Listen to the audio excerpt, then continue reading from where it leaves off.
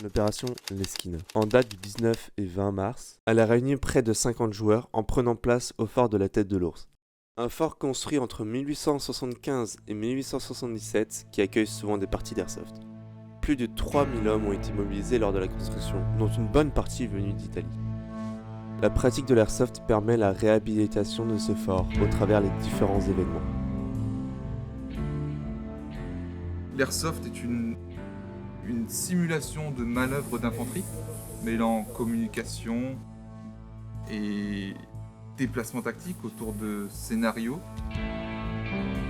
Une puissance commune est définie, elle se régit à un maximum de joules. En France, les répliques d'airsoft sont reconnues comme une catégorie D, ce qui veut dire qu'elles peuvent être achetées et détenues librement. Lorsqu'on parle de puissance en airsoft, deux unités de mesure sont utilisées, les joules et les FPS. La limite législative est de 2 joules, car elles disposent d'une plus longue portée et ne peuvent donc pas blesser les joueurs. Le plus souvent, l'on va parler de FPS, feet per second, littéralement pieds par seconde. Pour une réplique standard pouvant tirer en automatique, les organisateurs limitent la puissance à 350 FPS, ce qui revient à dire que nous bloquons la puissance à 1,14 joules ou alors 107 mètres par seconde. Et plus faible pour les répliques de points qui servent pour les coursives et les passages plus ambigus. Pour vérifier que chaque joueur respecte ces conditions, les organisateurs imposent ce que l'on appelle un passage chronique. Chaque réplique doit passer un test de puissance sans exception avant de débuter la partie. Une puissance trop élevée engendre une interdiction de jouer avec cette réplique. Si je devrais vous parler de l'opération Leskina qui a eu lieu aujourd'hui, elle a débuté hier sur les coups de 20h pour finir près de minuit. Ça faisait 4 heures, 5 heures que les joueurs étaient en jeu sans arrêt. Ils avaient certes un certain nombre de munitions qu'ils emportaient avec eux, beaucoup de boissons, mais la partie ne s'arrêtait pas avant le coup de sifflet. Il fallait tenir bon. L'opération d'aujourd'hui met en scène des tentatives de destruction d'un certain nombre d'emplacements stratégiques du fort, de sauvetage de prisonniers et d'autres objectifs annexes. 3 équipes distinctes tentent de réaliser ces missions. Les Blacks, les US et nous-mêmes les Français. Ne pas seulement avoir un front commun entre 2 équipes, mais bien d'avoir 3 équipes distinctes qui se bataillent un certain nombre de places fortes dans le jeu.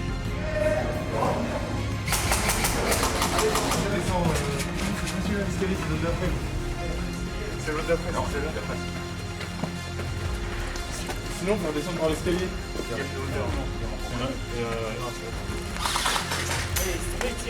Ah ouais, ils sont là. Hein. Et l'autre, ils donnent quoi dedans?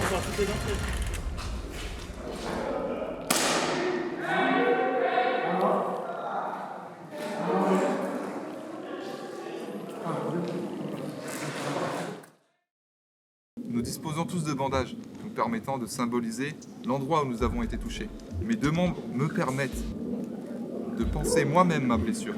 Mais si mon bras est symbolisé d'une marque, il faudra obligatoirement qu'un de mes alliés vienne soigner la blessure. Qu'elle soit les bras, les jambes, le gilet ou la tête.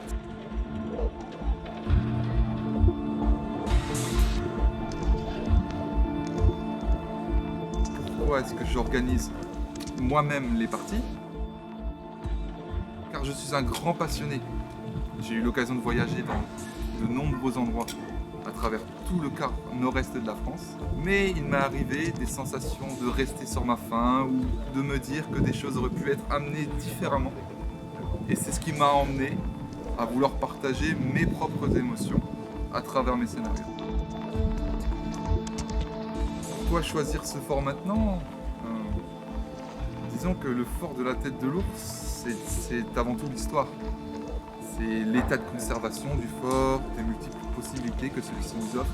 Certes situé sur un col, mais il est un emplacement phare du monde de l'airsoft dans le quart nord-est. C'est un site entièrement dédié à l'airsoft et j'en suis heureux de moi-même y œuvrer à la prolifération d'événements.